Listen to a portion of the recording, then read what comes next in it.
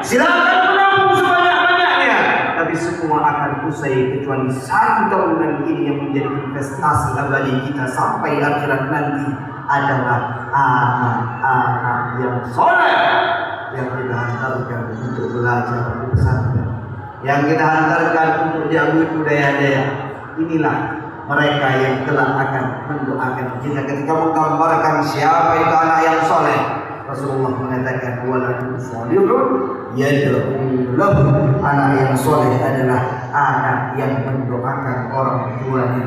Sidang hadirin Bapak Ibu yang dimuliakan oleh Allah, masjidun ussisa 'ala taqwa, masjid yang dibangun atas dasar takwa min awal yaum, dari awal hari itu.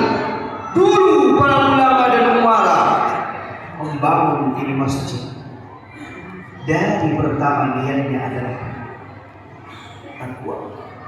Islam masuk dari sebuah asal, Islam masuk dari perlu, Islam masuk dari Darussalam, dari Aceh.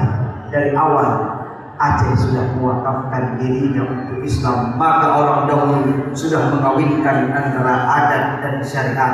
Maka jika hari ini kita melihat generasi muda yang perilakunya jauh dari nilai-nilai agama, kebiasaannya jauh dari moral-moral agama, maka ini adalah PR dan tugas kita bersama. Sebab dari awal orang tua kita sudah membangun ini daerah alat taqwa. Min awwal yawmin ahabbu an taquma fihi. Poin terakhir Allah tutup. Kenapa masjid ini bisa mulia? Kenapa tempat ini bisa mulia? Kenapa ada yang disebut bangsa terlebih hati rupanya?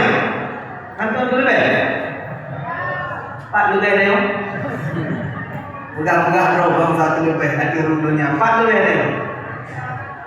Ketika kita menjaga nilai-nilai yang sudah dibangun oleh para leluhur, tapi jika semakin hari nilai-nilai itu diporak-porandakan oleh generasi muda, tapi jika semakin ke sini nilai-nilai itu dihancurkan, maka berpegah roh bangsa terlebih hati rupanya.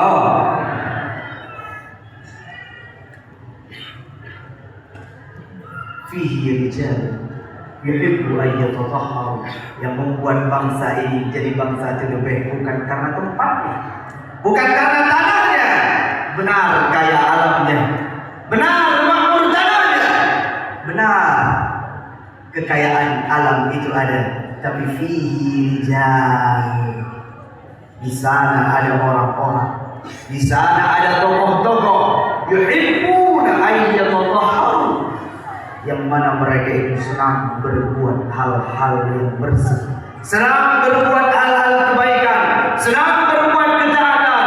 Maka jika ini tempat, meskipun semulia apapun, jika di dalamnya diisi oleh orang-orang jahat, maka tempat itu berubah menjadi jahat. Kenapa? Karena tonggak perubahan adalah manusia. Inni ja'ilun fil ardi khalifah, kata Allah.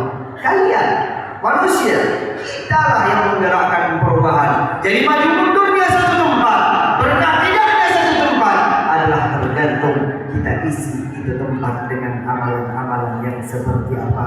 Namun melihat tempat ini yang begitu penuh oleh jamaah Bapak Ibu sekalian, insya Allah Aceh tidak pernah kehilangan generasi emasnya. Aceh tidak pernah kehilangan generasi yang peduli dan cinta terhadap agama. Amin ya rabbal. Amin. Nyolah masjid ramai, tapi dua masjid atau dengar masjid kira-kira? Tinggal masjid. Semoga perkumpulan seperti ini kita dapat masuk ke dalam golongan yang disebutkan oleh Rasulullah Sab'atun Yadhilluhumullah yawma la dhilla illa dhilluh. 7 golongan yang dilindungi oleh Allah, yang diberikan keteguhan di saat tidak ada keteguhan.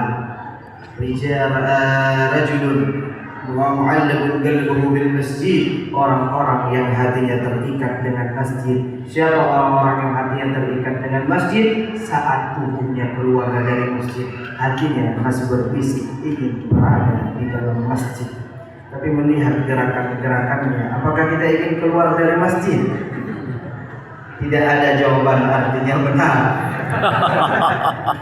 Masya Allah, tabarakallah. Lamanya Bapak Ibu beriktikaf di sini dari maghrib hingga menunggu waktu salat isya, masuk isya, dan masih tetap duduk beriktikaf di sini. Saya rasa ini adalah bukti bahwa kehadiran saudara-saudara sekalian adalah sebagai bentuk makna hadis yang Rasulullah sebutkan, qalbuhu mu'allaqun bil masjid. Semoga Allah kumpulkan kita kelak di surga. Amin amin ya rabbal alamin. Mungkin hanya sekian yang dapat kami sampaikan. Billahi taufiq wal hidayah.